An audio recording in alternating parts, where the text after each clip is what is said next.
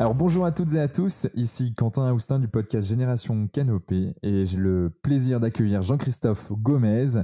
Jean-Christophe qui est un médecin généraliste qui a une vision plutôt préventive que curative, même s'il faut bien passer par là la plupart du temps. Jean-Christophe intervient également dans les entreprises auprès des professions libérales sur le volet bien-être avec une approche holistique qui nous plaît bien ici. Alors, sois le bienvenu Jean-Christophe.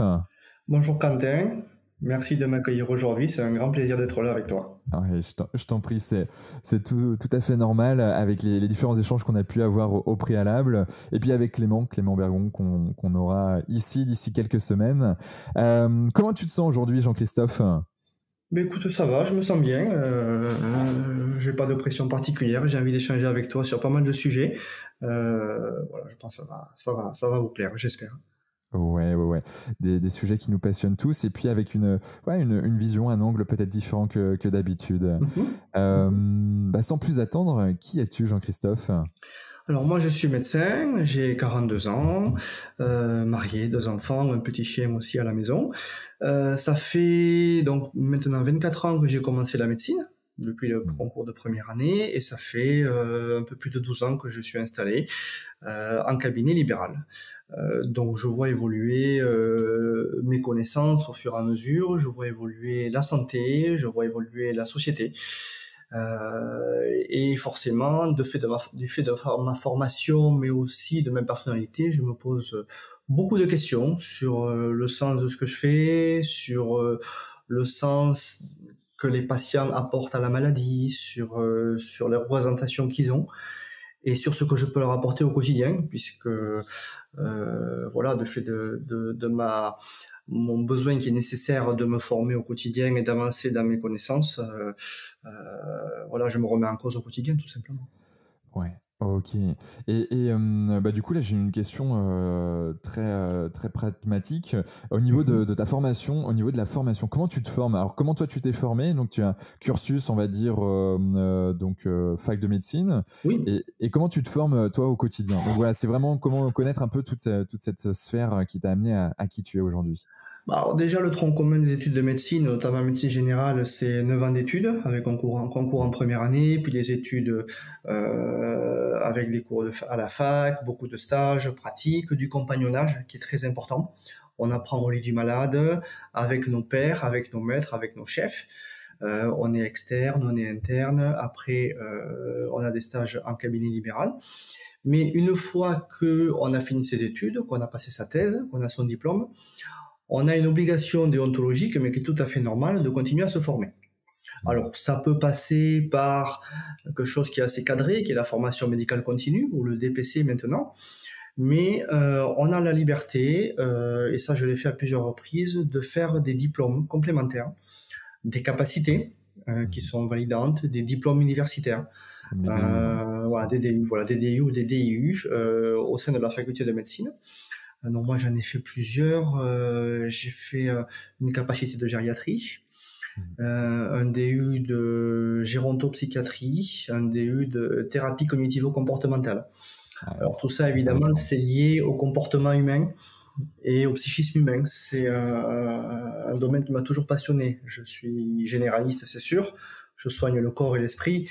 Mais je suis un petit peu psychiatre contrarié entre guillemets, puisque c'est voilà un aspect de la médecine qui m'intéresse beaucoup.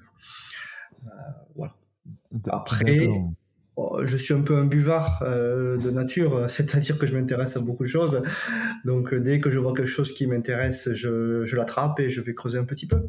Voilà, et c'est vrai qu'on découvre plein de choses aujourd'hui, rien qu'avec Internet ou les visios ou les vidéos.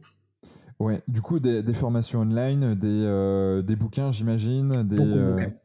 Beaucoup de bouquins. Ouais. J'aime le papier. Le toucher du papier. Ouais, pour imprégner, de toute façon, pour mémoriser, c'est un super moyen. Plutôt que les liseuses ou de voir des vidéos, c'est bien de cumuler un peu tout ça. La liseuse, c'est pratique, mais c'est tout pour les vacances. Ouais, je suis d'accord. Ou les biographies, ou les choses comme ça. Ça marche. Il y a un bouquin, là, dernièrement, qui t'a passionné, qui t'a interpellé, qui t'a donné envie d'aller voir plus loin. Oui, il y a alors des livres qui sont un petit peu anciens, de Thierry Janssen et de David Servan-Schreiber. qui sont un petit peu des pionniers il y a 15-20 ans, qui ont parlé de la médecine préventive et de tout ce qu'on peut proposer pour soi ou pour les autres pour améliorer sa santé, sans forcément passer par des médicaments ou par le soin conventionnel allopathique que je pratique au quotidien. Ça m'a beaucoup ouvert les yeux, en termes de lecture, et surtout ça m'a ouvert un champ des possibles énorme. Voilà. Ouais. C'est David Servan-Schreiber, hein, c'est ça. Oui, c'est ça, David Servan-Schreiber. Ouais. Qui a donné l'envie aussi à Florence Servan-Schreiber d'aller plus loin, et que j'ai reçu il y a quelques mois maintenant dans ce podcast, qui avait développé la méthode des 3 kiffs, notamment. Donc tout ce volet un peu neuroscientifique que lui en fait a développé dans un premier temps avec la gratitude, je crois. C'est ça. Yes. Après, indépendamment de mes lectures, il y a aussi la formation que j'ai faite en thérapie cognitivo-comportementale il y a quelques années, donc un enseignement universitaire qui est vraiment axé sur la psychologie humaine et la thérapie, et c'est quelque chose qu'on voit très peu en fac de médecine. On apprend la psychiatrie dure, avec des pathologies psychiatriques et psychiques qui sont souvent sévères, des traitements médicamenteux qui peuvent être lourds.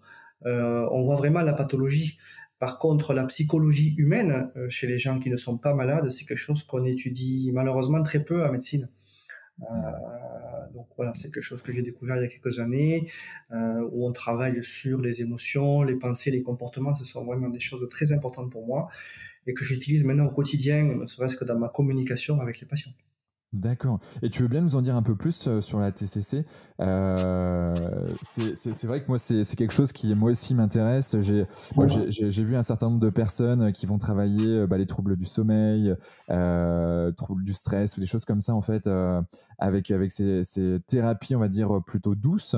Qu'est-ce que c'est exactement et comment ça se... Voilà, par exemple, si j'ai des troubles particuliers, alors quel type de troubles tu peux soigner avec? Et puis peut-être une troisième question, c'est comment on fait en fait pour se faire soigner?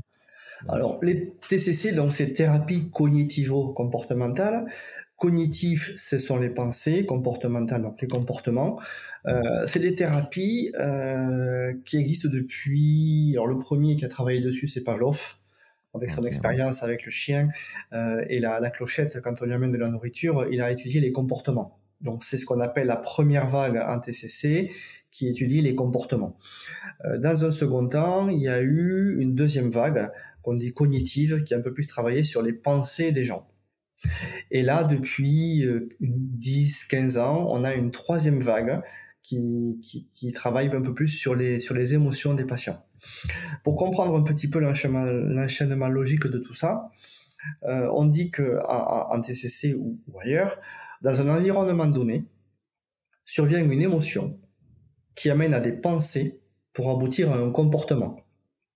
Donc les patients peuvent consulter pour un comportement qu'ils ont qui les pénalise. Par exemple, la peur des araignées. Ouais. J'ai peur qu'il y ait des araignées dans le garage, donc je n'y vais pas. Ça, c'est tout bête, la peur des araignées. Mais ça peut être des choses plus graves, comme l'agoraphobie ou l'anxiété sociale. Phobie, en fait, derrière. Voilà, toutes les phobies. La phobie, l'anxiété, c'est les voies royales de traitement en TCC. Donc, on va tirer un petit peu le fil, et à partir du comportement, on va essayer de chercher quelle est la pensée qu'il y a derrière. Et on va travailler sur la pensée. De là, on va essayer d'identifier l'émotion qui est derrière. Et on va remonter sur les lieux ou les environnements qui sont à l'origine du comportement au final. Par exemple, quelqu'un qui a une anxiété sociale, donc c'est la peur du regard de l'autre, et qui est invalidante, il va aller par exemple retrouver des amis dans un bar. Or, il arrive le premier. Donc l'environnement, l'événement, il va dans un bar tout seul. Son émotion, il a peur du regard des autres. Qu'est-ce qu'il va penser? Il va penser que tout le monde le regarde, qu'il est le seul à être seul, qu'il n'est pas habillé comme il faut, qu'il a l'air ridicule. Voilà. Quel comportement il va avoir? Se mettre sur son téléphone, regarder ses mails ou aller sur les réseaux sociaux pour fuir le regard des autres, ou carrément partir. Carrément partir, ok. Voire, avec une anxiété anticipatrice, ne pas y aller. Ne pas accepter ce genre de rendez-vous de peur de se retrouver seul dans le bar ou dans le café. D'accord, ouais. Donc, la plainte du patient, c'est « je vais plus retrouver mes amis », ça peut être autre chose, hein, et on va remonter, détricoter tout ça et travailler sur les pensées, travailler sur les émotions.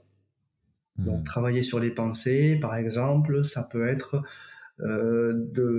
d'expliquer ou de demander à la personne, parce qu'il faut que le travail se fasse en coopération, quelles autres idées il pourrait avoir, quelles autres pensées il pourrait avoir. Je me dis que je suis tout seul et que je suis le seul, mais en fait, non. Il y en a d'autres.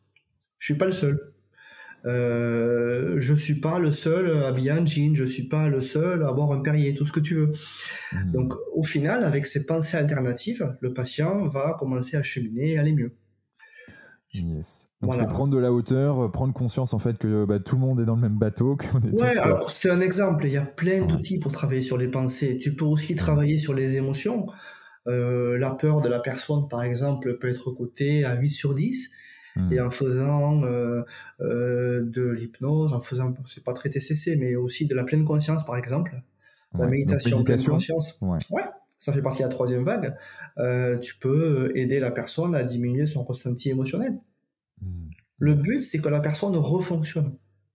Qu'elle puisse ne plus avoir peur des araignées, qu'elle puisse avoir une vie sociale. Après, ça peut aussi s'appliquer à des pathologies un peu plus lourdes, comme la dépression, qui est très cognitive. Donc après, moi, je suis pas thérapeute, hein, mais globalement, mettre des mots sur la plainte des gens, sur leurs pensées, sur leurs comportements, sur leurs émotions, ça marche très très bien. Très très bien. Et tu connais l'EFT ? De très très loin. Ça, par contre, je ne pourrais pas me prononcer dessus. Il y a beaucoup de choses. Yes, il y a beaucoup de choses. C'est vrai que il y a Noël Cassan qui est assez connu dans le milieu de l'EFT en francophonie, qui a développé le sommet de l'EFT notamment il y a quelques années. Et c'est vrai que elle a découvert en fait l'EFT en pratiquant sur elle parce qu'elle avait une phobie. Elle était claustrophobe et pour elle, rien que le fait de rentrer dans un ascenseur, c'était juste no way. C'était des grosses peurs. Elle transpirait, elle suait. Bref, c'était quelque chose d'assez dramatique parce que mine de rien, dans la vie, on est souvent censé se retrouver dans une voiture, par exemple. Et rien que la voiture, c'était difficile pour elle.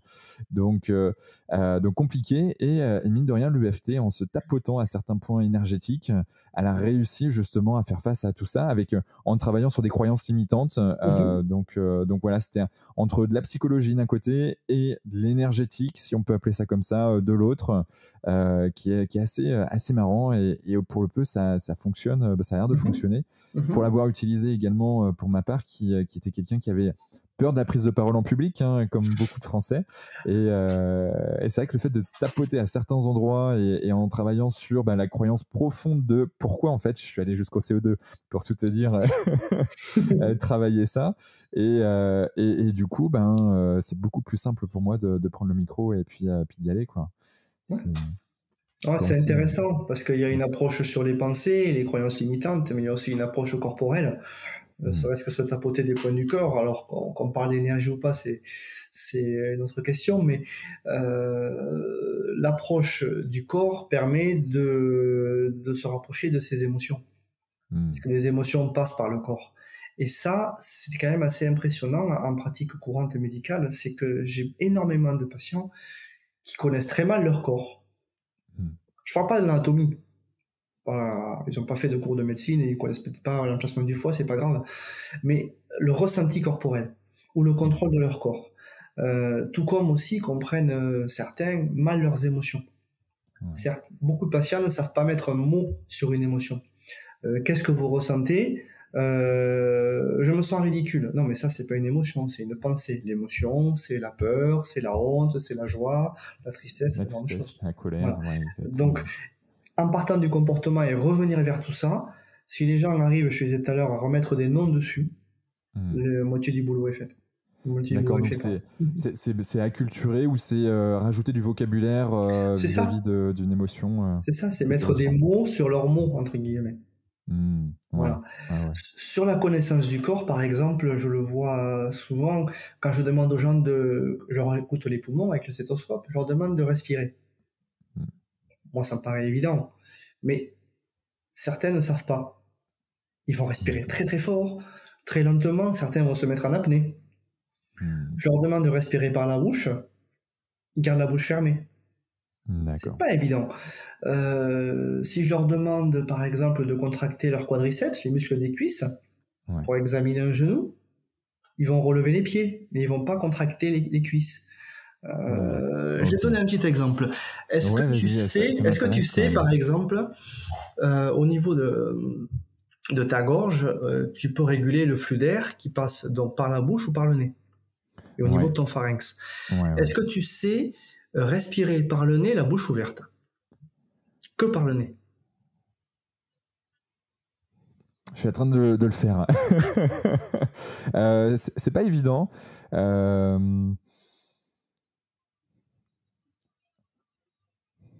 Ouais, ça va, j'ai réussi là. Ouais. Mais ça me Et demande en fait un peu d'énergie et d'attention oui, ouais, pour ouais. le Mais il coup. y en a du coup qui n'ont pas du tout conscience que en jouant sur la base de la langue et sur la glotte et sur le pharynx, ils peuvent arriver à bloquer le flux d'air qui vient du nez ou qui vient de la bouche. Hmm.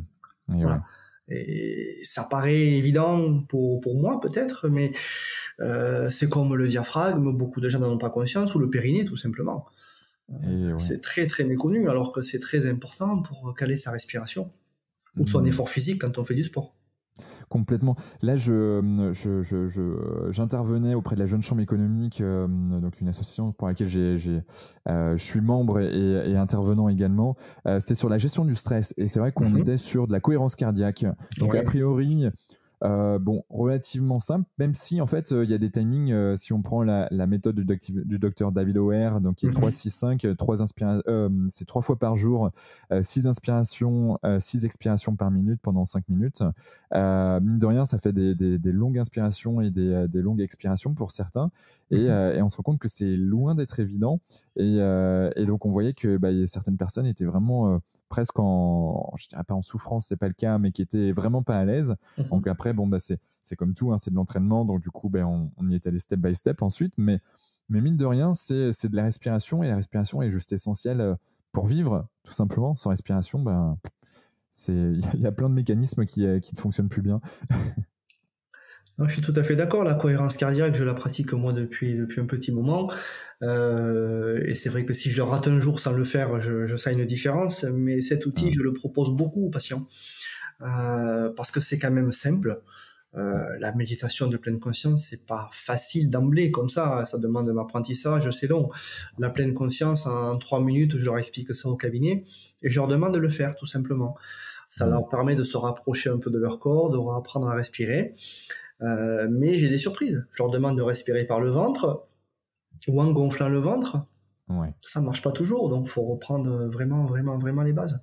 Ouais, ouais. Et c'est vrai qu'on a tendance c'est vrai que les gens stressés à respirer par le haut, Mhm. et du coup on voit que les épaules sont relevées, au visage crispé. C'est assez, c'est assez visuel en tout cas. Et dès lors qu'ils ont compris un peu la technique, paf, t'as les épaules qui tombent, les bras qui longent le corps, et puis en effet le ventre qui gonfle et qui se dégonfle quand on inspire ou expire. Et ça mais c'est comme tout, hein, ça s'apprend ou ça se doit se réapprendre plutôt, parce que c'est quelque Oui. chose de naturel en soi. Mhm. Comment tu ferais, toi, ou comment tu fais peut-être avec tes patients, qu'ils aient plus de conscience de leur corps? Par exemple, là, tu parlais du quadriceps. Comment toi, tu verrais justement cette prise de conscience de son corps, de pouvoir le travailler, le contracter? Alors, je pense que pour prendre conscience de son corps, il faut déjà arriver à prendre conscience de soi au sens plus large et de qui on est et où on est. Je m'explique. Dans nos sociétés actuellement, les gens y foncent. Hmm.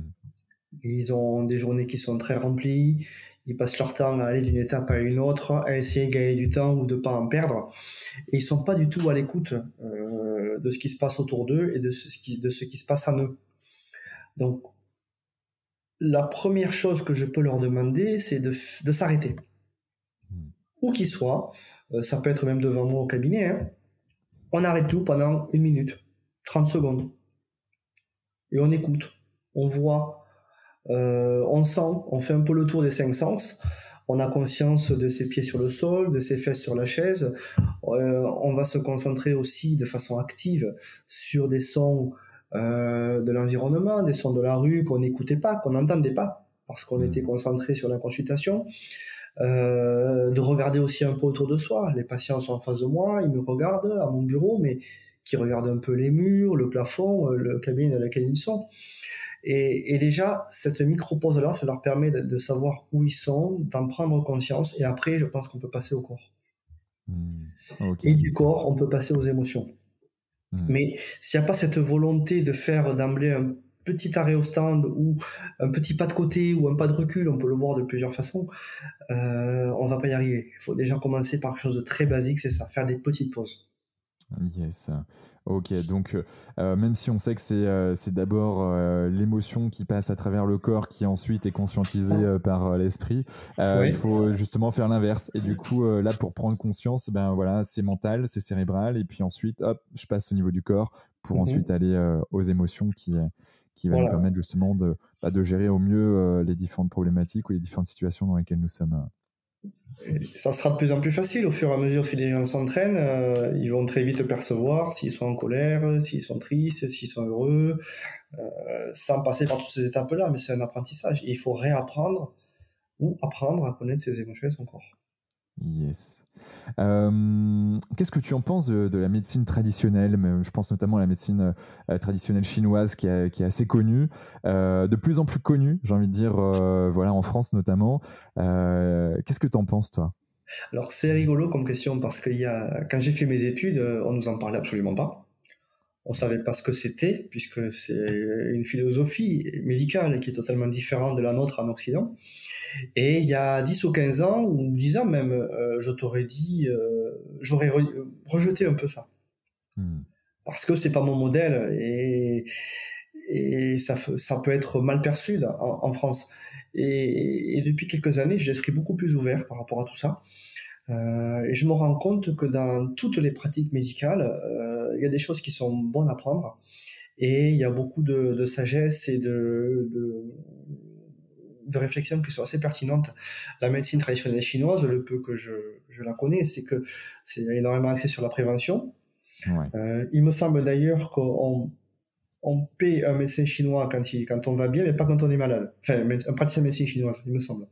D'accord, voilà. Je ne connaissais pas cette subtilité, mais hyper intéressante, quoi. Ouais.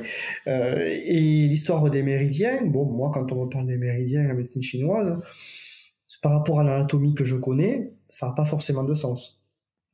Mais il y a quelque temps, j'ai découvert quelque chose qui est, je trouve, fabuleux, c'est la théorie polyvagale de Stéphane Porges. Tu en as parlé, je crois, avec Éric Marien.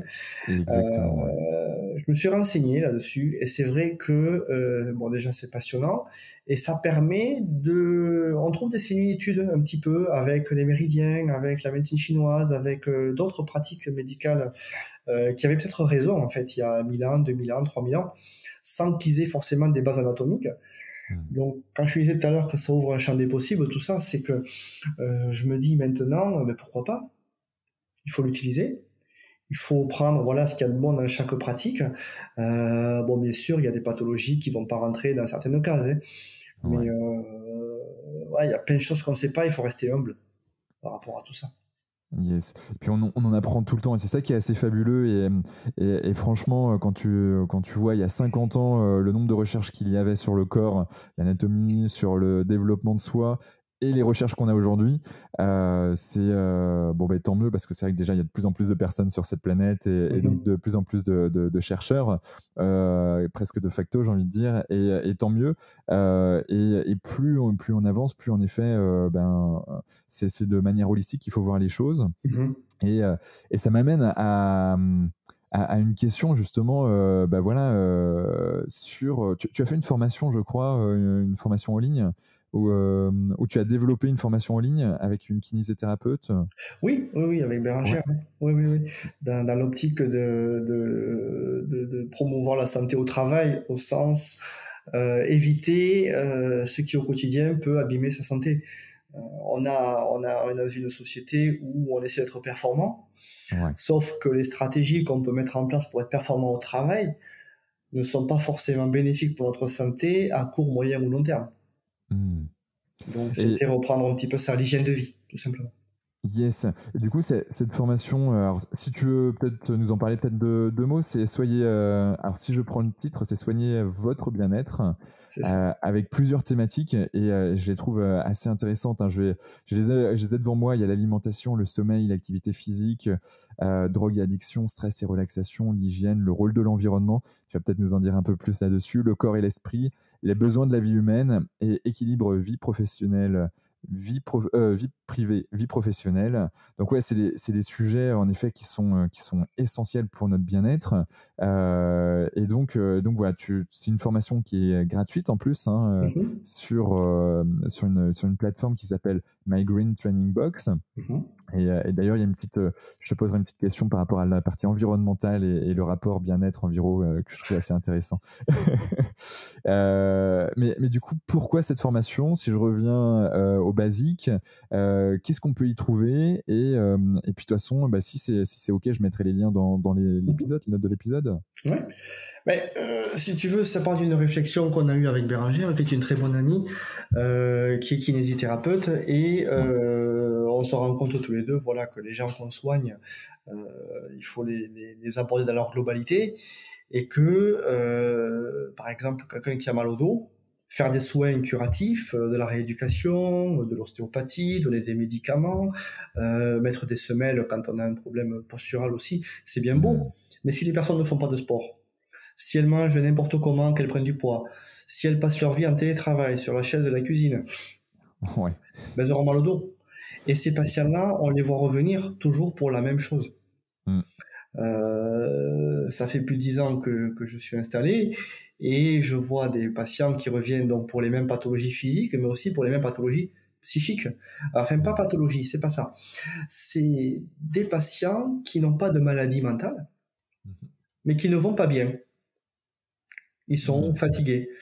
Ils sont pas en dépression, mais ils sont en surmenage, par exemple. Souvent, c'est des gens qui se posent beaucoup de questions aussi. Mais on se rend compte qu'ils répètent les mêmes erreurs. Ils travaillent trop, ils font trop de choses la journée, trop de choses le week-end, ils courent après leur planning la semaine et ils fuient un petit peu le week-end.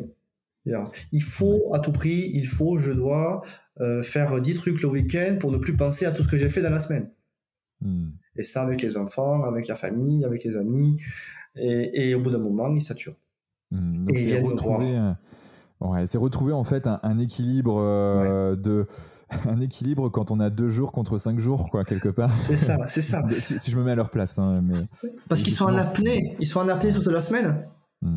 Ils n'ont pas de temps libre, entre guillemets, ou de temps pour eux. Pas forcément du temps pour eux dans la journée de semaine. Ils s'accordent rien. Et c'est assez rigolo parce que ceux que je connais bien, ils arrivent à verbaliser facilement. Mais ceux que je connais moins ou que je vois pour la première fois, ils viennent parce qu'ils ont mal au dos, mal à la tête, des palpitations, des troubles du transit, des problèmes d'estomac. Ils peuvent pas avoir 10 maladies.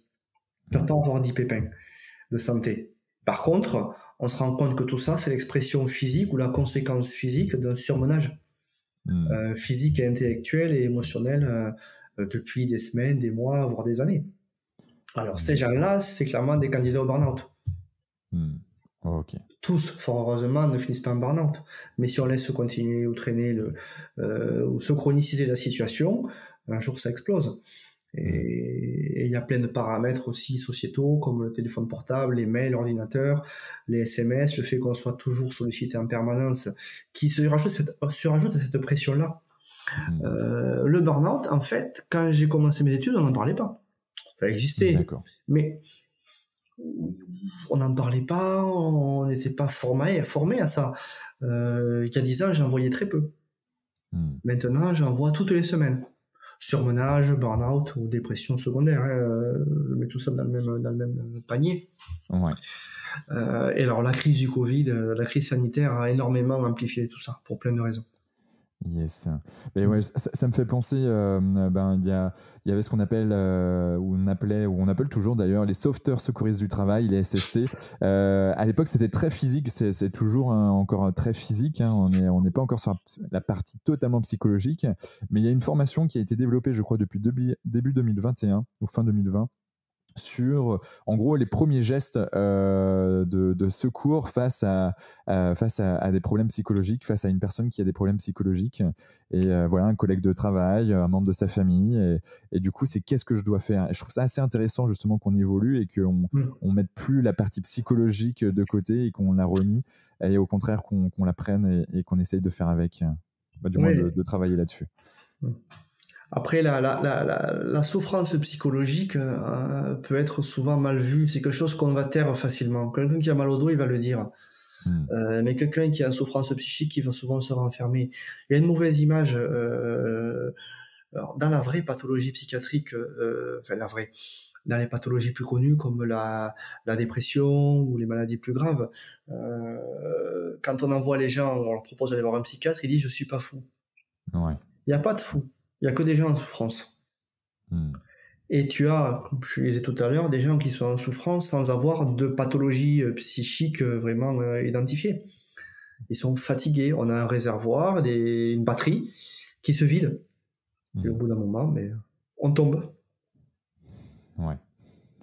Et comment tu ferais pour prévenir tout ça? Comment tu arrives à avoir un équilibre pro-perso, toi? Alors, clairement, c'est ce questionnement que j'ai pour mes patients, je l'ai pour moi à la base. Ça me paraît logique et honnête de dire ça. Mais j'exerce un métier qui sollicite beaucoup. J'ai travaillé à l'hôpital, j'ai fait des gardes aux urgences de nuit. Voilà, les rythmes intenses, je les connais. Quand tu fais 24 heures d'affilée de nuit aux urgences sans dormir, ou tu dors 10 minutes, ou quand tu vas te coucher à 1 heure, tu sais que tu vas être appelé, donc au final t'es pas serein, ça use. Alors je l'ai fait, j'étais plus jeune, mais c'est des choses qu'on peut pas continuer à faire pendant 40 ans jusqu'à sa retraite. Et après, donc il n'y a pas que le travail, il y a aussi le rythme de vie actuel, la société qui accélère et qui demande beaucoup d'énergie et d'attention. Mais au final, j'ai bien compris justement par ETCC à identifier les problématiques de mon corps et de mes émotions qui sont derrière. Et à partir du moment où je les ai bien identifiées, j'arrive à être à l'écoute de ce qui se passe chez moi et de savoir me mettre des barrières. Ça, c'est la première chose. Mais sur le plan plus externe, c'est en voyant mes patients qui faisaient des burn-out, qui se sont épuisés, et aussi mes confrères, parce que dans la profession médicale, l'incidence, la prévalence du burn-out est très très importante, que ce soit en libéral, que ce soit à l'hôpital, les médecins, les infirmières, enfin tout le monde beaucoup de monde vont mal en ce moment, même depuis plusieurs années. Donc comme j'ai vu des drames, il y a beaucoup de médecins qui n'arrivent pas à la retraite, qui meurent avant, et il y en a beaucoup qui meurent juste après aussi. L'espérance de vie à la prise de retraite pour un médecin, elle est pas énorme, c'est quelques années. D'accord. Ouais, donc j'ai des enfants, je dois les voir grandir. Ouais, je trouve ça quand même assez dingue. Alors moi, je connais, j'ai en effet dans ma famille, voilà, médecin généraliste, mais également, j'étais en colocation il y a quelques années avec une amie qui est toujours une très bonne amie sur Montpellier, qui est au CHU de Montpellier là, qui est pédiatre. Et c'est vrai que elle, ça va, elle se préserve bien parce qu'elle est passée dans des phases un peu plus difficiles, on va dire ça comme ça, psychologiquement. Mais quand je regarde ses collègues de boulot, je me dis waouh, ils sont en train de faire un job merveilleux. Voilà, ils sauvent des vies, clairement. Mais n'empêche qu'ils sont en train de dégrader leur vie. Et en fait, si tu prends pas soin de toi avant tout, en fait, tu peux pas avoir le niveau d'engagement sur le long terme, le niveau on va dire de clarté, de conscience de tout un tas de choses si on n'est pas bien dans son corps et son esprit du coup. Et du coup, je trouve ça complètement dingue. Et ça, après, tu l'expliquerais comment, toi, cette problématique dans la médecine? Alors, il y a une entité particulière qui s'appelle l'épuisement compassionnel. L'épuisement compassionnel, c'est le burn-out du soignant. Ok. Grosso modo, on est des éponges où toute la journée, c'est simple, on voit beaucoup de gens qui vont mal, clairement. On voit des maladies, on voit des choses qui sont pas graves, mais on voit des choses qui sont très graves aussi et souvent sans issue. Donc notre rôle, c'est de soigner, mais c'est aussi d'accompagner jusqu'à la fin. Et quand tu passes des journées, des mois, des années à voir la souffrance de l'autre, au bout d'un moment, tu t'uses. Ouais. Donc, si tu veux bien soigner les gens, il faut que tu ailles bien et que tu dépasses pas tes limites. On a tous des limites. Ouais. Donc moi, je les connais, je pense à peu près, je sais ce que je peux faire sur une journée, je sais ce que je peux faire sur une semaine, sur un mois, sur un an, en charge Quand de tu parles de travail. limite, c'est en charge de travail. Ouais. Entre le Oui, temps que tu vas y passer, l'énergie, et tu as une sorte de jauge interne qui le permet nombre de d'évaluer ça. personnes que je peux voir, en fait. Ouais. Après, en libéral, c'est peut-être un peu plus facile, mais quand tu es en hôpital, tu as un poste et puis tu choisis pas. Les lits se remplissent, sont toujours pleins et c'est plus, tu subis un peu plus. Ouais. Donc tu es obligé de te blinder, mais aussi de te protéger en essayant d'être bien dans tes baskets. Voilà. Je vois très bien comment je suis, si j'ai bien dormi ou si j'ai mal dormi. Mon niveau d'écoute, d'empathie n'est pas le même. Et ouais. Voilà, Ouais, et c'est très difficile de faire la séparation entre les problèmes perso, les problèmes pro, on en a tous. Si je rentre à la maison en ruminant les soucis de boulot ou les patients avec qui ça a été dur, sur le plan émotionnel ou inversement, on n'est pas bon. Donc, faut arriver à faire des pauses, faut arriver à faire à ne pas courir de la maison au boulot, du boulot à la maison. Faut Ok. avoir des moments pour souffler.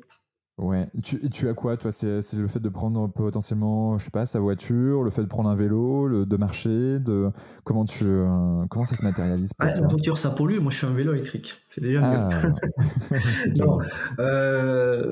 déjà, je sais pas que je m'oblige parce que maintenant c'est devenu une routine et j'en ai besoin. Je fais de la cohérence cardiaque 1 à 2 fois par jour.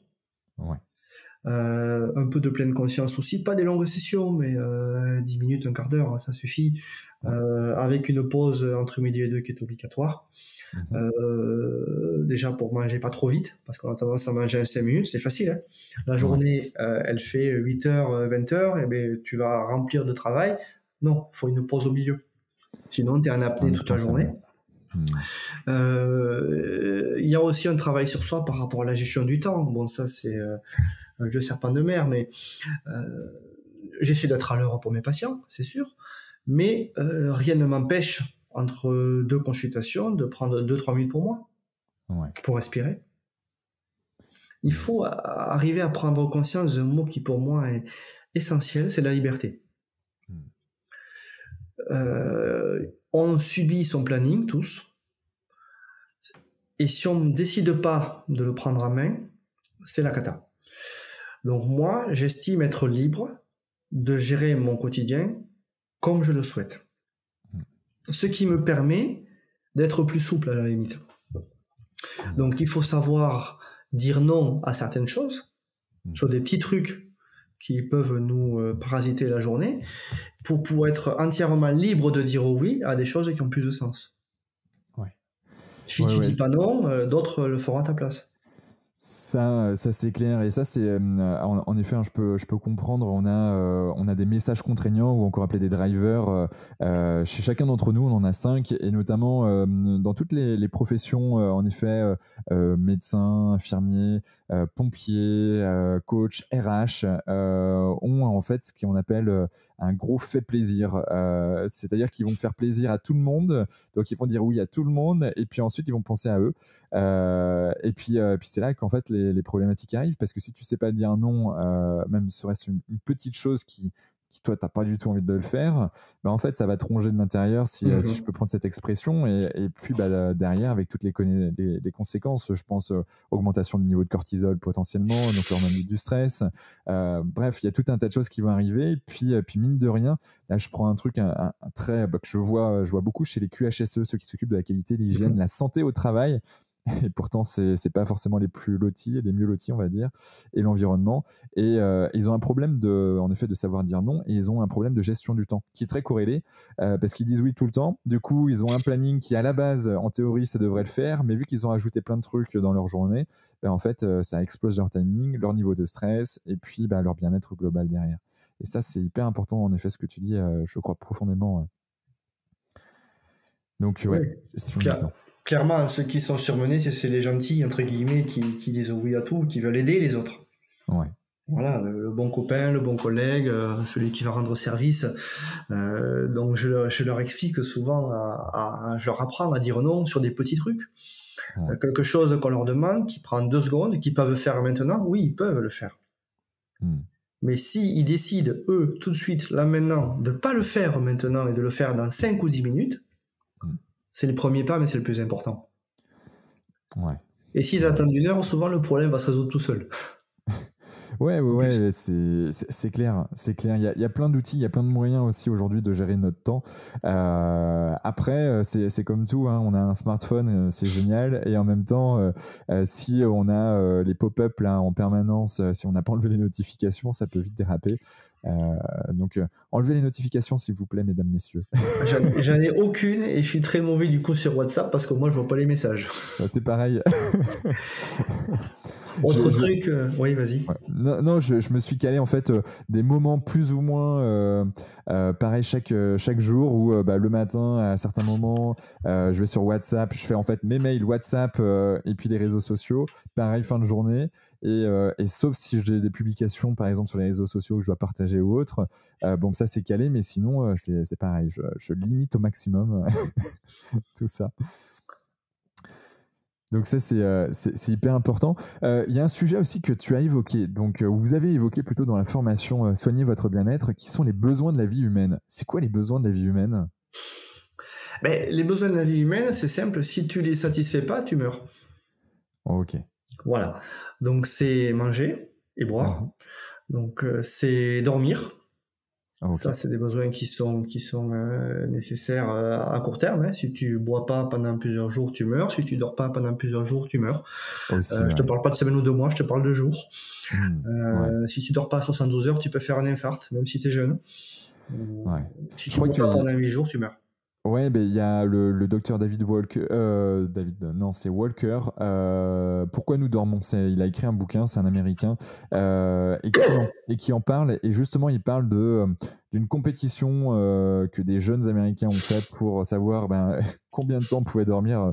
On pouvait tenir sans dormir plutôt. Et je crois qu'ils étaient jusqu'à 6 jours. Et le mec, il allait plus du tout bien. Et du coup, ils l'ont quasiment sauvé in extremis, mais 6 jours, 6 jours, c'est complètement dingue. Je crois que le record du monde, c'est 11 jours, mais déjà, au bout de 2 jours, tu as des troubles neurologiques et comportementaux qui peuvent être importants. Ouais, c'est... Bon, il faut faire attention à son sommeil, là aussi. Donc, sommeil, alimentation, respiration, du coup. Oui, alors ça, si tu veux, c'est inconscient. On respire tous. Ouais. On peut travailler sur sa respiration, mais on peut pas s'arrêter de respirer consciemment trop longtemps. Après, tu as bien sûr les fonctions de reproduction, puisque c'est pour perpétuer l'espèce, ça c'est nécessaire. Il faut pas oublier qu'on est des animaux. Voilà, une espèce qui essaie de survivre. Après, ce qui est très important, c'est les relations sociales. Le lien social. Nous sommes des animaux sociaux. Une étude qui a été faite sur Harvard il y a assez longtemps, où ils ont suivi, elle est assez connue cette étude, je crois près de 800 personnes pendant 70 ou 80 ans. Et elle est toujours active, hein, cette étude. Ouais, elle est toujours active, et avant c'était que des hommes, alors parce que l'époque c'était ça, on regarde que les hommes, et puis, mais maintenant c'est hommes et femmes, et en effet je crois qu'ils sont rendus à leur 3e directeur de thèse. D'accord. Voilà. Et le but, c'était de voir un petit peu qu'est-ce qui contribuait au bonheur. Et il y a un critère, un paramètre qui est sorti en tête de la liste, c'est la qualité du lien social. C'est pas le salaire, c'est pas le métier, c'est pas les enfants, c'est pas, si c'est un bonheur bien évidemment, mais c'est pas la taille de la maison, c'est avoir des liens sociaux, familiaux et amicaux de qualité. Ouais, sincère, quoi. Ouais, alors, c'est très important aujourd'hui parce qu'on a eu cette crise sanitaire, on est toujours dedans d'ailleurs, et la première année a été marquée par des confinements Mmh. qui ont été terribles sur le plan psychique. On a vu les conséquences, quel que soit l'âge, chez les ados, c'était assez catastrophique, chez les gens qui vivent seuls, chez les gens qui vivent dans des conditions difficiles aussi, quand ils sont très nombreux dans un petit logement, et Ouais. les personnes âgées. Les personnes âgées qui avaient très peur de la maladie, qui se sont vraiment isolées, certaines, qui ne sortaient plus, qui voyaient plus personne, même leurs enfants. Euh, les conséquences sur leur autonomie chez certains ont été terribles. Terrible. Et aujourd'hui, on en paie encore les pots cassés. Je vois beaucoup de gens en souffrance psychique parce que ils ont le contre-coup, parce qu'ils ont encore peur, ou surtout parce qu'ils se privent trop de liens sociaux. Mmh. Donc, c'est dingue, mais en effet, c'est juste essentiel là aussi, hein, la connexion avec autrui, que ce soit en effet des humains encore plus, mais il y a aussi la connexion avec des animaux. Il y a un certain nombre d'études qui, d'ailleurs, certaines entreprises autorisent, alors pas la jungle, mais en tout cas certains animaux comme des chats ou des chiens. Voilà, il y a un dans l'entreprise par exemple qui va venir et le fait d'être à son contact, de pouvoir échanger avec lui. A priori, ça va permettre de travailler sur sa confiance en soi, son image de soi, et puis de déstresser également le fait de jouer avec. Donc, il y a des bienfaits là aussi. Hein. ouais, mais ça se fait dans les hôpitaux, dans les EHPAD aussi, pas mal. Notamment avec les chevaux, et aussi C'est vrai, pour ouais. les personnes qui souffrent d'autisme aussi. Ça peut Ok. être très, très bénéfique, la thérapie par les animaux, avec le lien avec les animaux. Ouais. Ouais.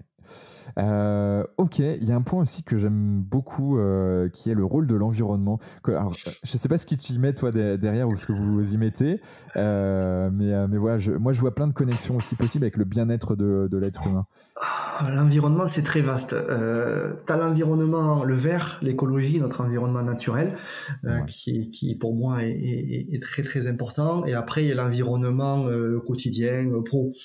L'environnement de notre quotidien peut être délétère par le bruit. Ouais. Les conséquences sanitaires sont terribles. La lumière artificielle. À la base, on est des animaux, je le disais tout à l'heure, on est censé se lever quand le soleil se lève et se coucher quand il se couche. Et ouais. Sauf que grâce aux ampoules, et c'est très bien, on va rester éveillé beaucoup plus tard, ou se lever plus tôt, ou travailler à l'intérieur. Sauf qu'avec les ampoules à LED et les écrans aussi qui nous envoient beaucoup de lumière, ça occasionne beaucoup de dégâts sur la qualité du sommeil. Okay. Notamment à cause de la lumière bleue qui va bloquer la sécrétion de mélatonine. Certains éclairages aussi artificiels peuvent être mauvais pour la rétine à long terme. Donc là, il y a des papiers qui sortent actuellement là-dessus. De mémoire, il faut préférer des lumières, des ampoules avec une couleur un peu chaude. Yes, ouais. Voilà. C'est pour ça qu'il y a de plus en plus, alors dans tout ce qui est toute la sphère biohacking, on va dire, ouais, des gens ont des lunettes orange, Ouais. donc ouais, ils vont pour couper les lumières bleues ou pour jaunir en tout cas les lumières blanches. Et C'est c'est vrai ça. que moi, à partir de 21h, je les mets systématiquement quand je suis chez moi, et c'est vrai que ça te met gentiment dans un mode plutôt relaxant derrière. Après, donc, à part le bruit et la lumière, tu as tout ce qui est pollution, Ouais. la qualité de l'air qui peut être très délétère. Je crois le nombre de décès prématurés à cause de la qualité de l'air en France, c'est terrible. Hein. Ah Pas ouais, qu'en ouais. France d'ailleurs. Et l'alimentation, notre environnement alimentaire. Ouais. On a tendance à mal manger. Bon, il y a le bio qui pousse depuis quelques années, et ça c'est très bien. Ouais. Mais notre génération, celle de nos parents, c'était une génération de plats cuisinés quand même, beaucoup. Et on en paie les pots cassés. Hein. Cet environnement-là, si tu veux, qui est générateur de stress, va nous orienter vers une alimentation qui est pas saine, vers un mode de vie qui est délétère, et va favoriser des pathologies. Pathologies cardiovasculaires, le diabète, le cancer. Ça diminue l'immunité, donc ça peut jouer aussi sur les processus infectieux. Ouais. Donc globalement, on a une espérance de vie qui diminue à cause de notre environnement. Ouais, waouh. La partie neurodégénérative également, je pense au sommeil, qui est alors c'est multifactoriel la partie Alzheimer, mais mine de rien, on sait que un mauvais sommeil, ou en tout cas les insomniaques, sont beaucoup plus assujettis à ces maladies-là. En tout cas, c'est ce que le docteur Walker mentionne, en tout cas dans son bouquin. Alors peut-être qu'il y a d'autres, encore une fois, c'est ça qui est fabuleux dans la médecine. Il y a plein d'études qui parfois peuvent se contredire, mais en tout cas, une chose est sûre, c'est en effet son environnement est essentiel pour lutter ou prévenir tout simplement les maladies. Mais oui, il y a 50 ou 100 ans, on mourait de quoi? On mourait d'accidents ou d'infections, de pathologies aiguës. Maintenant, Maintenant, on meurt de pathologies liées au vieillissement, de pathologies dégénératives. Les pathologies cardiovasculaires, les cancers, les pathologies neurodégénératives, le diabète aussi, qui est lié à un épuisement du pancréas. C'est très schématique ce que je dis, dû à une alimentation trop riche. Donc, on peut voir qu'on peut quand même beaucoup agir en amont de tout ça. Alors, on peut pas se soustraire à tout. On va pas vivre dans une grotte au milieu de la nature sans aucune pollution ou perturbateur. D'ailleurs, je crois que c'est pas possible. Mais il y a des axes sur lesquels on peut jouer, effectivement. Sur des petites choses dans son domicile, en jouant sur la lumière, en jouant sur le bruit, et surtout sur l'alimentation et l'activité physique. Ouais. Tu voulais dire... Tu voulais dire quelque chose? Excusez-moi, Ouais, non, je pensais à un truc là, j'ai peut-être pensé un peu fort. C'est fait pour. Sur l'activité physique, il y a l'activité sportive, le sport encadré, normé, on va faire telle activité, on va faire la natation, de la course, de la marche, du vélo. Et après, il y a l'activité physique non sportive qu'on fait au quotidien. Nos grands-parents, ils marchaient 10 km tous les jours en moyenne. Nous, on fait quelques centaines de mètres. Et oui, on est sur ces chiffres-là. Notre corps est censé nous porter. Et nous, aujourd'hui, on porte notre corps. Voilà, on est des animaux, on est des chasseurs-cueilleurs. On a été créés pour courir devant le lion ou courir derrière la gazelle. Et après, pour digérer ce qu'on a chassé, voilà. Après l'effort, le réconfort. Ouais, on fait plus ça maintenant. Maintenant, on est assis devant un écran à l'intérieur, sous des lumières artificielles. Il n'y a rien de naturel. Je suis en train de lire la dernière biographie de Bezos, donc Amazon. Et du coup, en fait, il raconte, il y a tout un chapitre sur Amazon Go et comment ils ont créé, en fait, ou ce qu'ils voulaient, en fait, tout simplement, c'est un supermarché où, en fait, tu n'as pas besoin de sortir ta carte. En gros, tu rentres, tu prends ce que tu as envie et tu sors et en fait, c'est automatiquement débité sur ton compte bancaire. Et du coup, ça a mis des années à se mettre en place. Alors, ils ont réussi. Alors, c'est dans 13-15 magasins aux États-Unis. Mais mine de rien, ils étaient vraiment sur cette phase de on fait le moins possible. et puis surtout, avec une tendance à vouloir acheter des produits pas forcément très bons pour notre santé, mais plutôt transformés. Alors, ça, c'est pas dit. Mais bon, connaissant un peu le rythme de beaucoup d'Américains, ça va encore plus vite. Ouais, c'est pas très humaniste tout ça. Alors, je suis pour la technologie, j'aime beaucoup la tech, je trouve ça fantastique, mais il y a des choses où il faut peut-être mettre des vétos ou encadrer, en tout cas, je sais pas, c'est comme s'il y avait une petite cellule internationale qui pourrait dire stop, ça, et faire face à certains gros. Vaste débat, moi je pense que ça peut plutôt changer par la base. Ouais, l'éducation. Ouais, c'est Coluche qui disait que pour qu'un produit ne se vende pas, il suffit de pas l'acheter. Ouais, c'est vrai. Il avait raison. Pour l'alimentation, pour ce qu'on met dans nos assiettes, nous on est très circuit court, produits bio de proximité, on cuisine beaucoup, on fait rien de transformé, on essaye en tout cas. Si tu prends une ratatouille maison, tu mets des légumes, du sel, de l'eau, de l'huile d'olive. Si tu prends une ratatouille toute faite, ils rajoutent du sucre, du jaune d'œuf et du sel à grande quantité. C'est pas normal parce que ce sont des exhausteurs de goût qui vont te rendre un petit peu accro. Tu vas manger vite, tu n'auras pas forcément un sentiment de satiété qui va durer longtemps, mais tu vas manger de façon compulsive et en reprendre encore après.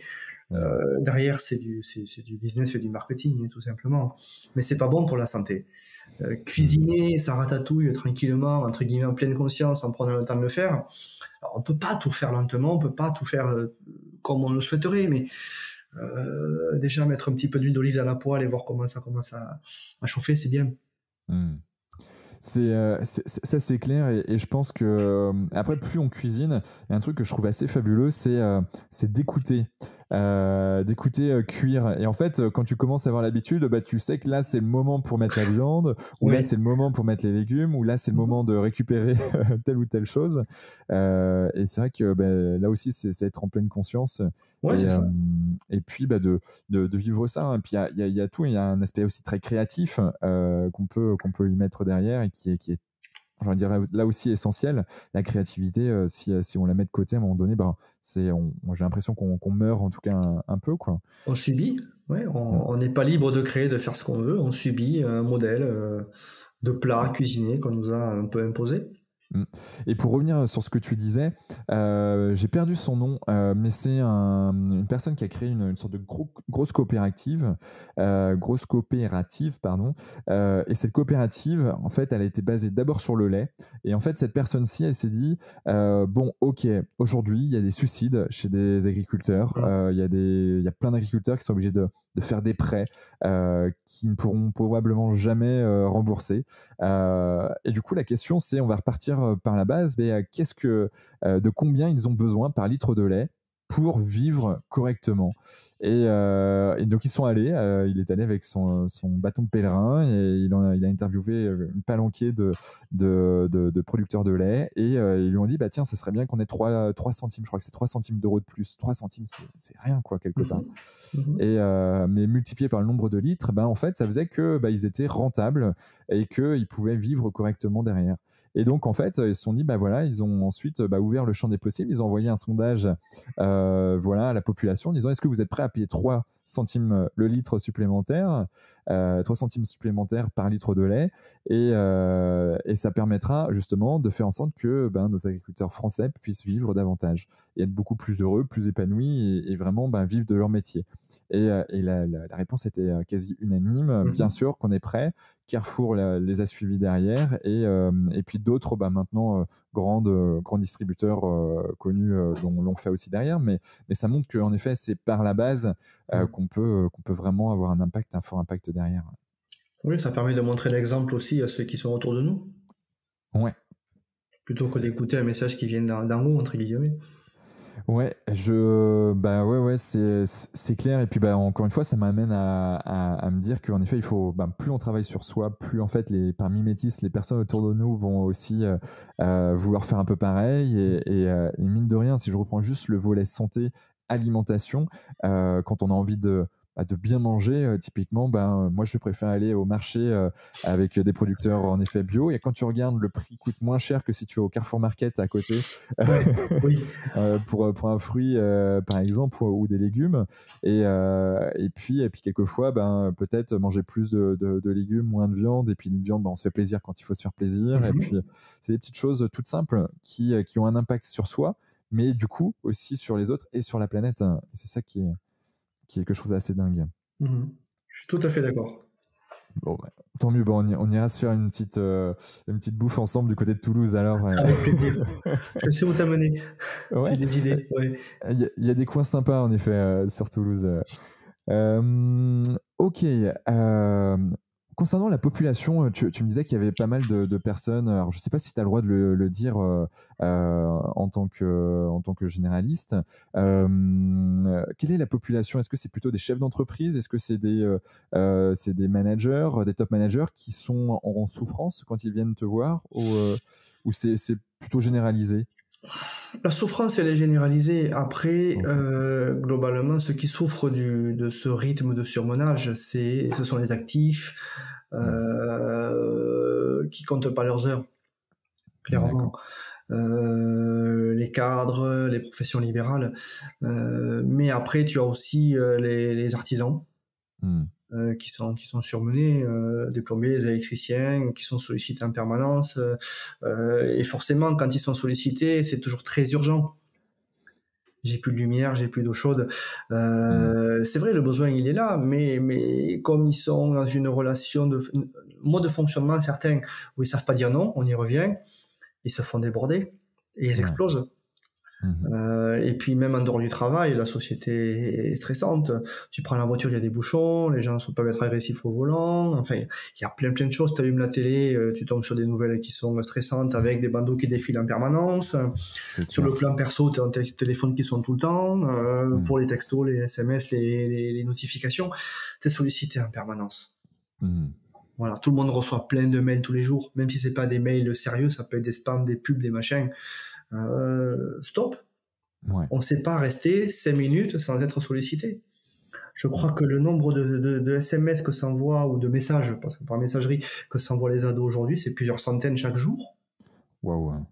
Quand moi j'étais gamin, il y avait un téléphone fixe et on s'appelait à une heure définie. On restait à côté du téléphone et on n'avait pas tout ça. Alors je dis pas que c'est mieux, c'est pas la question, mais on avait beaucoup moins de sollicitations et de stimulation. Et ça, c'est épuisant. Clairement. Ouais. Donc, grosso modo, ceux qui sont en souffrance, c'est tous ceux qui sont hyper stimulés. Et ça fait un paquet de monde. Et c'est vrai que, en effet, je fais un focus parce qu'on accompagne beaucoup de dirigeants, artisans, managers, PME, patrons de PME aussi. Donc en effet, ils ont ce fameux, il faut que je sois tout le temps au taquet, et puis en plus de ça, si j'ai des salariés, il faut que je montre aussi que je suis là, que je suis le patron et que je tiens la baraque. Or justement, des fois ça va pas et c'est ok, et il faut juste en parler pour que ça se passe du mieux possible, et puis gérer les différentes problématiques. Et je vois souvent quelque chose qui est commun à beaucoup de personnes, c'est quelque part le manque de formation. C'est-à-dire qu'à un moment donné, on s'est formé à l'école dans le sens, j'ai fait moi un cursus scolaire, et une fois que j'ai quitté le cursus scolaire, en fait, j'arrête quelque part de me former. Alors c'est pas... alors, je sais que dans la partie médecine, développement de soi, etc., je sais que c'est peu vu, mais moi je le vois en fait dans les entreprises du BTP, de l'énergie, où les gens, c'est des ingés. Mais derrière, ils vont faire des formations parce qu'ils sont obligés, parce que leur entreprise leur impose, mais d'eux-mêmes, en fait, ils vont pas aller se former au management. Et pourtant, ils ont 100 gars à gérer. Ils vont pas forcément travailler sur la gestion de leur temps, si ce n'est obligatoire, ou quand ça l'est. Et donc, je pense qu'il y a aussi... Alors ça, je pense que c'est assez français pour avoir travaillé avec des Belges, des Suisses et des Québécois, de se dire, voilà, j'ai 22 ou 23 ou 25 ans, j'ai terminé une partie de mes études, et puis maintenant je vais apprendre sur le tas. Et ça, je le vois. Et du coup, je vois beaucoup de personnes qui nous demandent à 40 ans, voilà, soit ils veulent faire un pivot dans leur vie, soit ils veulent changer. Mais au final, s'ils avaient eu une formation continue, comme toi, tu le fais très bien, derrière, ils auraient limité, je pense, un certain nombre de problématiques derrière. On en revient à la problématique du temps. C'est que les gens n'ont pas le temps de le faire, ou ne prennent pas le temps, ou on ne leur donne pas le temps. Avec des injonctions derrière. Tu parlais du cadre dirigeant, il faut, je dois, montrer l'exemple, être là, être à fond. Ça aussi, c'est des phrases qui sont très dangereuses. Donc, je dois faire tout ça et je n'ai pas le temps. C'est faux. Il ne doit pas faire tout ça et il peut prendre le temps. Ça demande de réfléchir, de faire des ajustements, et de faire des choix surtout. Ouais, savoir déléguer aussi est un sujet hyper important. Même, je pense à la maison, une maman, voilà, des fois ou un papa qui est surmené parce que, voilà, plein de choses à gérer. Le fait de savoir dire non, stop à leurs enfants ou à leur mari ou leur conjoint en tout cas, c'est vrai que c'est important là aussi. Ouais, il faut choisir ses combats. Faut choisir ses combats, ouais, j'aime bien. La santé au travail, du coup, j'aimerais qu'on continue un peu là-dessus. Comment toi, tu la vois, cette santé au travail aujourd'hui en France ? Tu connais l'étymologie du mot travail ? Alors, pas au mot près, mais oui, je vois ce que c'est. C'est un objet de torture. Très paléo, c'est 3 pieux, c'est un objet de torture. Ouais. Grosso modo, le travail, c'est pas bon pour la santé. Voilà. Moi, j'ai la chance d'avoir un métier qui me plaît.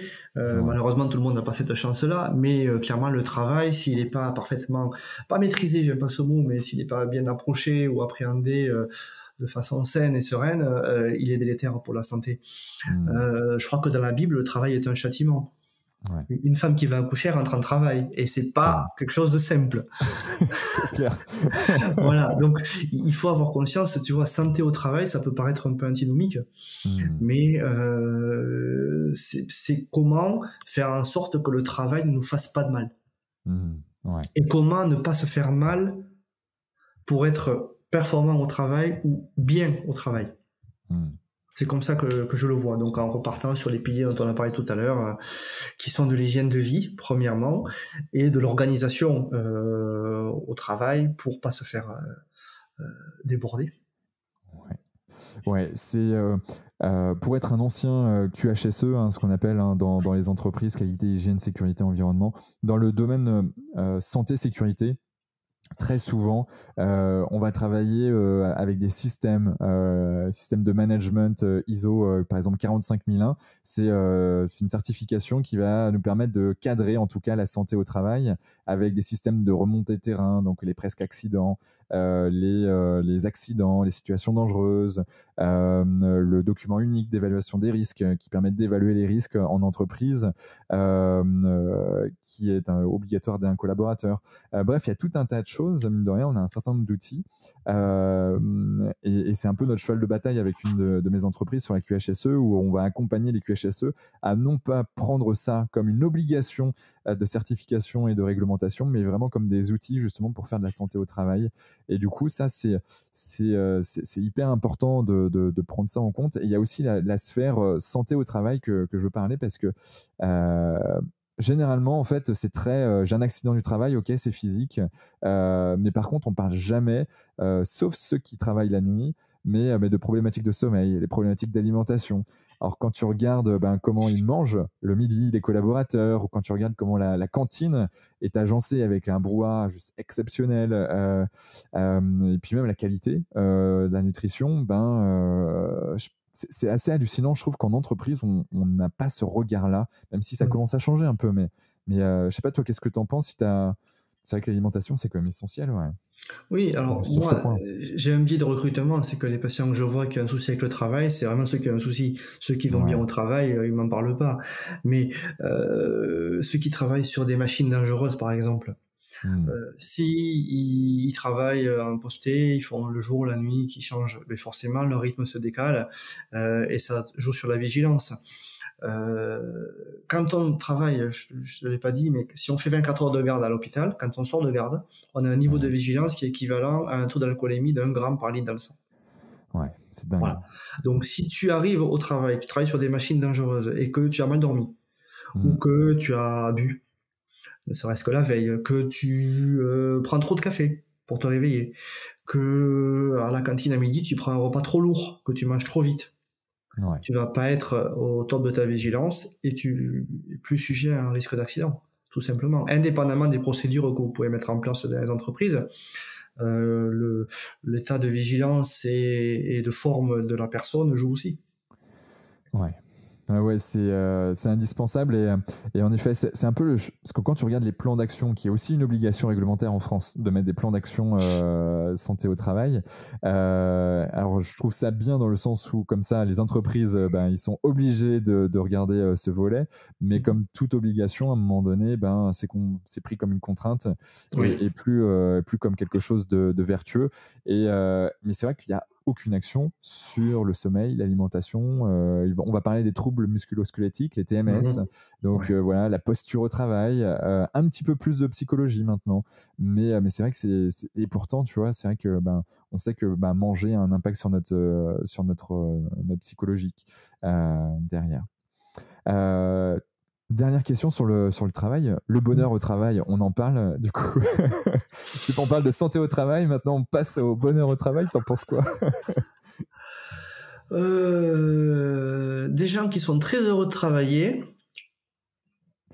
on en voit beaucoup, mais est-ce qu'ils le sont vraiment? Je pense que beaucoup se mentent. Parce qu'il y a le problème de la fuite dans le travail. Si on demande à 1000 personnes qui travaillent combien vont continuer à bosser si elles gagnent l'auto, beaucoup qui vont continuer. Avoir un travail plaisant, oui. De là à parler de bonheur, je sais pas. Mais c'est vrai que je me suis pas trop penché sur le sujet. J'ai plutôt tendance, à essayer de dépister ceux qui se mentent. Les gens qui disent que tout va bien, qui s'éclatent. Ouais, sauf qu'ils dorment 3 heures par nuit, ils prennent 10 cafés par jour, ils sont crevés, ils ont pris du ventre, ils fument comme les pompiers, ils sont en permanence sous stress. Donc, est-ce qu'ils sont heureux? Pas sûr. Hmm. C'est comme ça que je vois les choses, mais voilà, j'ai un biais, moi, un biais de recrutement derrière. Ouais, non, je comprends. C'est vrai qu'on entend un peu tout hein, là-dessus. Alors, de bien-être au travail, de bonheur au travail, de santé au travail. Je pense qu'il y a plusieurs niveaux. Après, le bonheur au travail, en effet, être heureux dans certains compartiments de son métier. Et du coup, tout à l'heure, tu as utilisé métier et non pas travail dans ton vocabulaire. Et en effet, je pense que c'est clair. Hein, il y a des moments, là, typiquement, moi, je passe un super moment avec toi. Ça fait partie de De mon même. métier. Hein, et du coup, je trouve ça assez génial. Mais typiquement, il va y avoir d'autres choses. Alors, je sous-traite cette partie. J'ai la chance de pouvoir le sous-traiter. Mais la partie montage, typiquement, ben, voilà, Corentin, qui lui va prendre du plaisir à le faire, ben justement, moi, je n'aurais pas pris ce plaisir. Et du coup, après, c'est ça qui est assez fantastique, de pouvoir donner à quelqu'un. Je pense que ça dépend des contraintes qu'il y a derrière. Là, on est libre de discuter, on n'a pas de contraintes particulières, on s'est mis un créneau assez large et puis on discute sans aucune contrainte. Par contre, si tu as des contraintes horaires, si tu as des contraintes de bruit, des contraintes matérielles, des contraintes techniques, des contraintes réglementaires, tu t'amuses plus là. Voilà, donc la contrainte, c'est antinomique de la liberté. Donc si tu arrives à reprendre de la liberté au travail, on en parlait tout à l'heure, sur des petites choses, t'autorises à faire des trucs, à faire des pauses, à faire ce que tu veux, ben là tu reprends du bien-être et peut-être du bonheur au travail. Ouais. Yes. Voilà. Il faut pas prendre le travail comme une contrainte si on veut continuer à cette voie-là. Il faut se l'aménager comme on peut, chacun avec ses outils pour retrouver de la liberté et de l'indépendance. Yes. Et c'est faisable sur des petits trucs. Et le step by step et petite étape par petite étape est très important. Ouais. Oui, il faut changer des habitudes. Une habitude ne se change pas en 5 minutes. Si on veut changer de mode de vie, on va pas te faire une liste de 50 trucs à changer et demain tu commences. Ça marche pas. La surcharge mentale, par où je commence, comment ça se passe? Voilà, non, tu commences par un petit truc, tu montres que c'est facile, possible, et tu prends le temps que ce changement devienne une habitude. Ça prendra 10, 15, 20 jours peut-être, et puis tu fais étape par étape. On grandit toute sa vie, c'est comme ça que je vois les choses. Donc, faut pas aller trop vite. Ouais, je suis entièrement d'accord avec toi. On va arriver sur les questions plutôt de fin, là, maintenant. C'est quoi la journée type de Jean-Christophe Gomez, si tu en as une? Est-ce que tu as des routines particulières du matin au soir? Oui, alors c'est pas tous les jours parce que sinon je mentirais, mais globalement j'essaie d'avoir un petit miracle morning. Je sais pas si tu connais le concept. Ouais, bien sûr. Donc je suis assez couche-tôt, donc me lever tôt ça me va et j'essaie de prendre... Tu te lèves à 5 heures? Non, 6 heures. 6 heures, c'est déjà bien. Ouais. 1 heure avant tout le monde. Et il me faut mon sport. Je fais un peu de sport le matin, de la cohérence cardiaque, parfois un peu de méditation. Et puis du temps, entre guillemets, sans sollicitation. Je fais ce que je veux, je peux regarder mes mails, c'est pas la question, mais et un thé. J'ai arrêté le café il y a quelques temps, ça me fait un bien fou. Ouais. Thé vert ou thé thé vert. Thé vert. Après, je suis pas un grand connaisseur, ça me va bien. J'aime bien ce petit rituel-là. Donc voilà, ça c'est important pour moi. Après, bon, mais il y a le quotidien qui commence avec les enfants, préparation pour l'école et tout le reste. Et puis après au boulot, il me faut impérativement ma pause entre midi et 2. Ouais. Tu prends combien de temps de pause? Bon, il me faut 1 heure. Ouais. Je pense que la plupart de mes confrères prennent 10 minutes. Ouais. Moi, il me faut 1 heure. Pourquoi? Parce que je sais que j'aborde l'après-midi beaucoup mieux. Avec, bon, j'essaie de manger équilibré, mais j'ai un quart d'heure de méditation ou de cohérence cardiaque. Yes. Voilà. Ou un peu de lecture, un peu de musique, mais il me faut cette heure-là. Alors, un moment de relaxation, quoi. Ouais. Alors, quand je suis pas au boulot, quand on est en famille, je suis assez à l'écoute de mes rythmes ultradiens. Tu sais ce que c'est? Alors, j'en ai entendu parler, mais je veux bien que tu nous en dises un peu plus. Dans les rythmes biologiques, tu as le rythme circadien, qui est le rythme qui est sur un créneau de 24 heures, qui est rythmé par le jour et la nuit. Tu as les rythmes saisonniers, qui sont beaucoup plus longs, qui vont réguler, notamment chez les mammifères, l'hibernation ou la période de reproduction ou les migrations pour les oiseaux, ou les cycles menstruels chez les femmes aussi, tous les 28 jours. Et après, tu as les cycles ultradiens, qui sont des cycles d'à peu près 1h30 dans la journée, qui sont un peu à corréler avec les rythmes, les phases du sommeil d'1h30. Les cycles du sommeil, pardon. Et ces rythmes ultradiens, toutes les 90 minutes, tu peux les ressentir avec comme un petit coup de mou. Par exemple, tu es en réunion pendant 3 heures l'après-midi, mais au bout d'1h30, pouf, tu sens que tu vas lutter pendant 5 minutes. Et ils sont à peu près fixes chez les gens, ils sont perturbés en cas de jet lag, bien évidemment. Mais j'essaie de repérer, moi, celui que j'ai souvent après le repas de midi. Alors, en fonction de l'heure à laquelle je mange, il va arriver à peu près toujours à la même heure, mais pas forcément à la fin du repas. Et quand ça arrive, si tu as envie de t'étirer, tu bailles, tu sens que tu luttes un peu, je me prends 10-15 minutes de pause. Pour faire une micro-sieste. Je dors pas vraiment, je m'endors pas, mais je somnole, je suis en sommeil lent léger ou en somnolence, et hop, ça recharge les batteries. Alors que si je lutte pour tenir, que si j'ai un impératif que je dois faire à ce moment-là, et que du coup je veux me poser après, j'ai raté le train, et là c'est fichu, j'ai l'impression d'être en décalage toute la journée. D'accord. Donc c'est assez important. Pareil, sur ma journée de consultation, si je sens qu'à un moment donné, entre 2 consultes, il y a un petit moment là de coup de mou, mais je prends 3-4 minutes. C'est tout, 3-4 minutes, mais ça me permet d'être beaucoup plus alerte pour la suite et de me sentir bien surtout.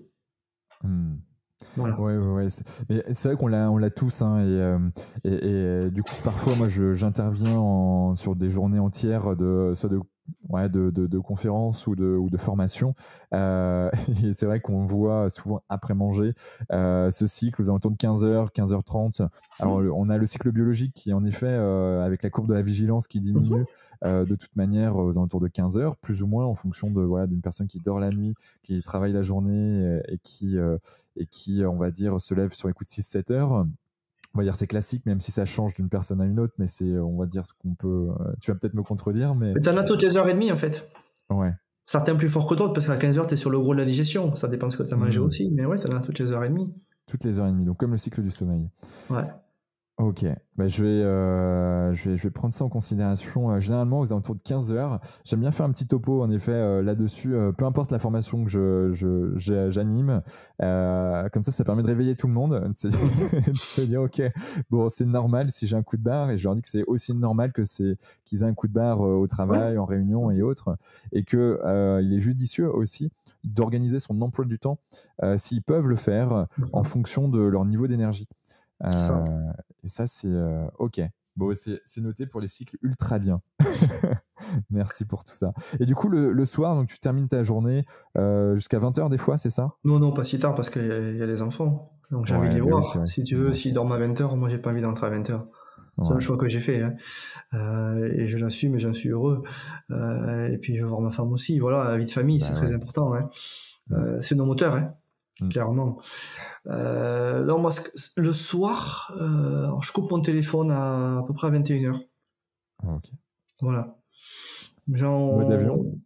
Oui, mode avion, Mode avion. Pas d'écran le soir, ou le minimum. Ou alors je les mets en mode éclairage nocturne si je peux. Mais en tout cas, pas d'écran juste avant de dormir, ça c'est sûr. J'essaie de repérer, pareil, le train du sommeil. Pour me coucher à ce moment-là, et du coup je dors à peu près comme un bébé si je le prends au bon moment. Le train il s'arrête pas longtemps, il s'arrête 2 minutes, 2-3 minutes. Tu sais, quand tu es dans ton lit avec un bouquin ou que tu es sur le canapé devant la télé, nous on n'a pas la télé, mais et que tout d'un coup tu as envie de te redresser un peu, tu tends les jambes, tu t'étires, tu vois ce que je veux dire? Mais ça c'est que le train arrive. Ok, yes. Alors, si le chapitre est intéressant, tu vas essayer de finir ton chapitre, mais tu vas rater le train. Donc tu vas te coucher après, mais tu seras pas forcément en phase avec ton rythme biologique, et tu risques soit de carrément de pas t'endormir pendant 1 heure, 1 heure et demie, soit d'avoir une première heure de sommeil qui est pas top. Donc faut pas se formaliser et se dire je vais me coucher à telle heure pour avoir tant d'heures de sommeil, ou pour différentes raisons. Dès que tu sens que ça vient, tu y vas. Si c'est possible. Moi j'essaye quand même de rester sur du 7h30, 8h de sommeil, plus ou moins. je mets maximum en fait mon réveil à plus 8 heures quand je le peux et généralement je fais en sorte de pouvoir l'avoir et c'est vrai que je me mets en mode voilà, noir. J'ai une liseuse qui me permet justement de lire en pleine nuit et généralement tu fais quelques pages. J'essaye de terminer par un point à la fin de parce qu'en fait chaque page ne se termine pas forcément par un point. Alors ça c'est mon petit truc à moi. Je veux absolument que ça soit terminé par un point. Donc, des fois ça me fait pousser de 2-3 pages, mais ça va, ça me permet de pas trop rater le train. Et c'est vrai que généralement je pique assez facilement sur un sujet à biographie. Et là-dessus, je me suis rendu compte de quelque chose, c'est que je lisais un bouquin sur les Mongols. Et en fait, c'était à l'époque de Gengis Khan et comment il attaquait on va dire, alors, il faisait un parallèle avec le business et les entreprises, mais en fait, il y avait comment Gengis Khan combattait.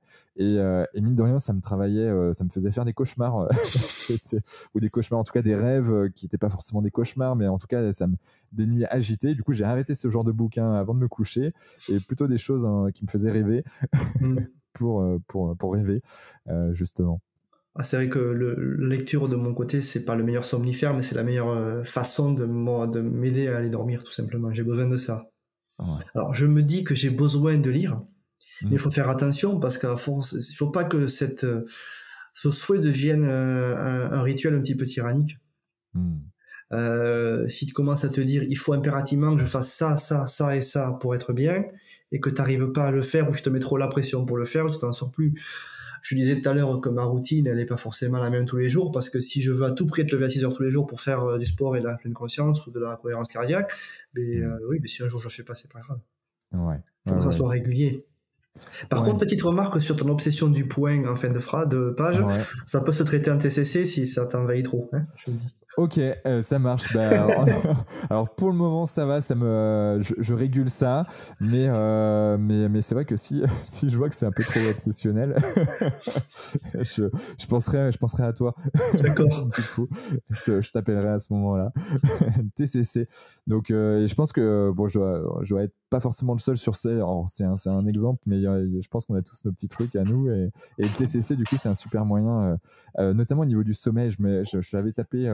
Il y a régulièrement déjà les praticiens du sommeil et souvent la TCC justement arrive comme outil en tout cas pour accompagner les personnes qui sont en problématique de sommeil. Est-ce que tu as un gris-gris ou une croyance particulière qui toi te fait avancer, te lever tous les matins et peu importe les problématiques que tu vas avoir, cette croyance te fait avancer?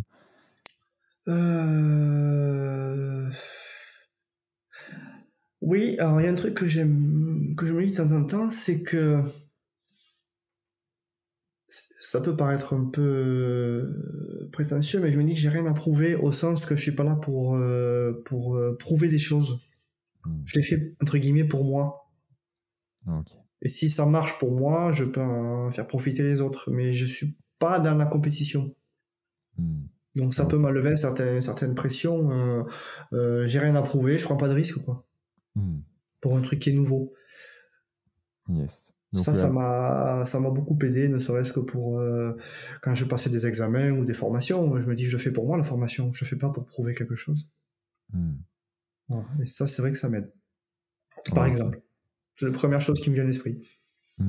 Ouais, c'est très fort, hein. Ça montre un assez fort estime de soi, une forte estime de soi de ça, parce que c'est vrai qu'il y a beaucoup de gens qui vivent à travers les autres et qui pour se rendre plus beau, pour se rendre plus fort, vont faire des choses qui ne les animent pas forcément ou pour faire comme papa maman voulait ou des choses comme ça et ça on le voit de moins en moins, mais on l'a beaucoup vu jusqu'à ma génération typiquement et donc ouais c'est très fort en effet de se dire ok je comprends, ok c'est noté. Comment on peut te joindre si on veut te joindre? Je vais te donner un mail que tu peux mettre en bas. D'accord, pas ok. de souci. Ouais. Ça marche. Donc je mettrai l'email dans les notes du podcast. Pareil, je mettrai le lien de la plateforme pour aller suivre la formation si c'est ok pour toi. Bien sûr. Donc formation gratuite, hein, si j'ai bien compris, qui est une plateforme où il y a, et c'est assez marrant parce qu'il y a toute la sphère RSE, environnementale, même davantage sur cette formation, sur cette plateforme, et vous êtes rajouté là-dessus pour, ben ouais, en effet, c'est indissociable l'humain avec l'environnement. Tout à fait. Ok. Est-ce que tu as un dernier mot à dire à nos auditeurs?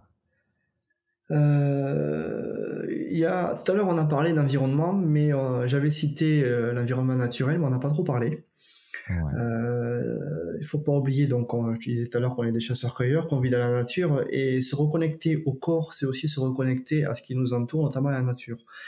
Et il y a quelque chose qui est très, très, très bénéfique pour la santé et pour le bien-être, c'est d'être dehors, dans la nature, notamment dans un environnement qui est vert, en forêt en particulier. C'est marcher en forêt 1 à 2 fois par mois pendant 2 heures. Après, on peut aussi marcher au bord de la plage ou où tu veux, en montagne, mais marcher en forêt pendant 2 heures, ça apporte beaucoup de bien-être aux gens, et c'est un effet qui est assez durable sur plusieurs semaines. Et ça peut être bénéfique pour tout le monde. D'accord.